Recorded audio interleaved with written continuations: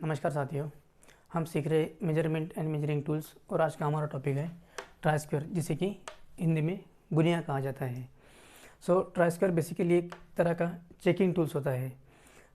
Checking tools जिसका मतलब होता है कि जॉब को हम चेक करते हैं, ना कि मेजर करते हैं।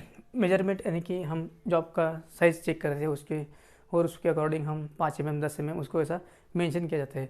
लेकिन ट्राई स्क्वायर से जब हम जो चेक करते हैं वो जॉब की साइट को चेक करते हैं, जॉब की एज को चेक करते हैं और जॉब के फ्लैटनेस को चेक करते हैं, इसलिए चेकिंग टूल्स में आता है। ट्राई स्क्वायर में बेसिकली दो पार्ट्स होते हैं, एक होता है ब्लेड और दूसरा होता है स्टॉक। स्टॉक और ब्लेड आपस में एक साथ फिक्स किए होते हैं। स्टॉक जो होता है वो जॉब को सपोर्ट देने के लिए होता है और ब्लेड जो होता है जिससे हम जॉब को चेक करते हैं। ब्लेड के ऊपर मिलीमीटर, सेंटीमीटर और इंचेस में मार्किंग की होती है। कभी कभी ब्लेड प्लेन आता है, यानी कि इसके ऊपर मार्किंग नहीं की होती है, वो यूज़ के अकॉर्डिंग होता है। उसके बाद में यहाँ पे ब्लेड और स्टॉक जहाँ पे फिक्स किए होते हैं वहाँ पे एक स्लॉट दी जाती है, जो कि हम जब जॉब को फाइलिंग किया जाता है या फिर मशीनिंग किया जाता है उसके ऊपर कभी कभी बर आ जाती है, तो उसको एडजस्ट करके जॉब को हम अच्छे से चेक कर सकते हैं। उसके बाद में यूजेस ऑफ ट्राई स्क्वायर।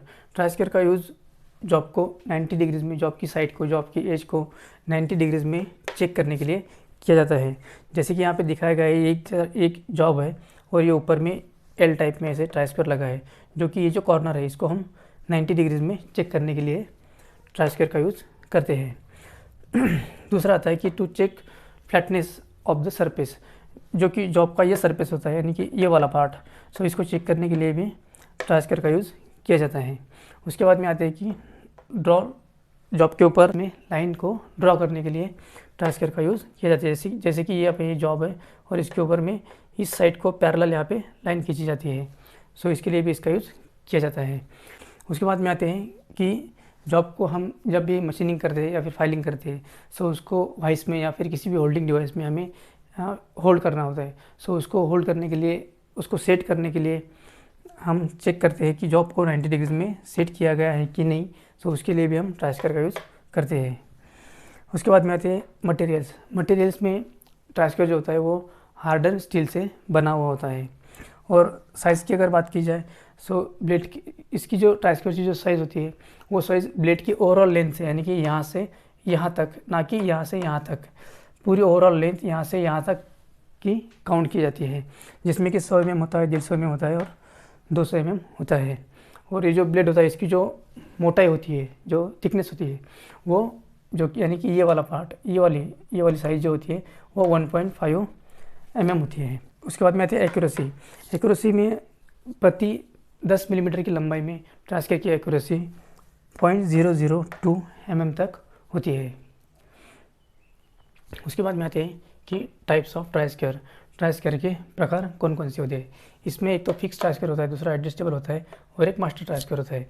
इसके अलावा भी अलग अलग पर्पज़ के लिए, अलग अलग यूज़ के लिए अलग अलग तरह के ट्राई स्क्वायर यूज़ किए जाते हैं। जैसे कि एल टाइप ट्राई स्क्वायर होता है, कारपेंटर में यूज़ किए जाने वाला ट्राई स्क्वायर होता है, उसे कारपेंट्री ट्राई स्क्वायर कहते हैं। एल टाइप जो होता है वो मिस्त्री लोग यूज़ करते हैं जो कि कंस्ट्रक्शन का काम करते हैं, और कारपेंटर यानी कि जो कारपेंट्री का काम करते हैं उनके लिए यूज़ होता है। इसमें जो फिक्स ट्राई स्क्वायर होता है वो इस तरह से होता है, जो कि ब्लेड और स्टॉक आपस में एक साथ फिक्स किए हुए थे। और जो एडजस्टेबल टाइप ट्राई स्क्वायर होता है वो इस तरह से होता है, इसमें ये स्टॉक होता है, ये ब्लेड होता है, और जो ब्लेड होता है इसके ऊपर में स्लॉट होती है, और वो स्लॉट के साथ में ब्लेड के स्लॉट के साथ में स्टॉक को अटैच किया होता है। और इसके साथ में एक एडजस्टेबल स्क्रू होता है जिसके हम टाइट करके ब्लेड के ऊपर स्टॉक को कहीं भी सेट कर सकते हैं, जिससे कि हमें जॉब को चेक करने में आसानी होती है। और जहाँ पे हम फिक्स ट्राई स्क्वायर यूज़ नहीं कर सकते वहाँ पे हमें इसका एडजस्टेबल ट्राई स्क्वायर का हमें यूज़ करना होता है। उसके बाद में आते हैं ग्रेड। ट्राई स्क्वायर के जो ग्रेड होते हैं वो A, B और C, 3 तरह के ग्रेड होते हैं।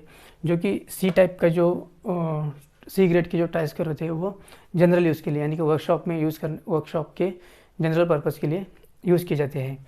जो B टाइप के ट्राई स्क्वायर होते हैं, B ग्रेड वाले, वो इंस्पेक्शन में, टूल रूम के लिए इंस्पेक्शन के लिए यूज़ किए जाते हैं। और जो E टाइप के ट्राई स्क्वायर होते हैं वो मास्टर ट्रांसफर होती है, जो कि दूसरे ट्रांसफर की एक्यूरेसी को चेक करने के लिए इसका यूज़ किया होता है। सो अभी देखते हैं कि ट्रांसफर की एक्यूरेसी कैसे चेक की जाए। उसमें आपको जो ट्रांसफर होता है वो सरफेस प्लेट पे रखना है, उसके बाजू में एक लाइन को ड्रॉ करना है और वही ट्रांसफर को आपको पलटा के, यानी कि ये साइड को उस साइड में पलटा के आपको दूसरी एक लाइन खींचनी है। वहाँ पे जो 2 लाइनें खींची रहेंगी वो 2 लाइनें अगर पैरेलल आती है, एक दूसरे को समांतर होती है, सो मान लीजिए कि इसमें कोई एरर नहीं है, जो ट्रांसफर की एक्यूरेसी है वो सही है। और यदि जो 2 लाइनें खींची हुई थी, यदि उसमें गैप आता है, जो लाइन जो होती है वो टेढ़ी होती है, सो मान लीजिए कि उसमें वो जो ट्रांसफर है उसकी एक्यूरेसी सही नहीं है, उसमें एरर है। जैसे कि आप यहाँ पे देख पा रहे हैं कि जो 2 लाइनें खींची हुई इनकी यहाँ पे जो गैप है वो कम है और यहाँ पे जो गैप है दोनों में वो ज़्यादा है। इसका मतलब ये है कि इसमें एरर है, इसकी एक्यूरेसी सही नहीं है। दूसरा तरीका होता है चेक करने का, एंगल प्लेट। जो एंगल प्लेट होती है उसको सरफेस प्लेट पर रखते हैं और सरफेस प्लेट के ऊपर रखकर जो एंगल प्लेट का जो फ्लैट सरफेस होता है उसको ट्रांसफर को पैरेलली मैच करते हैं।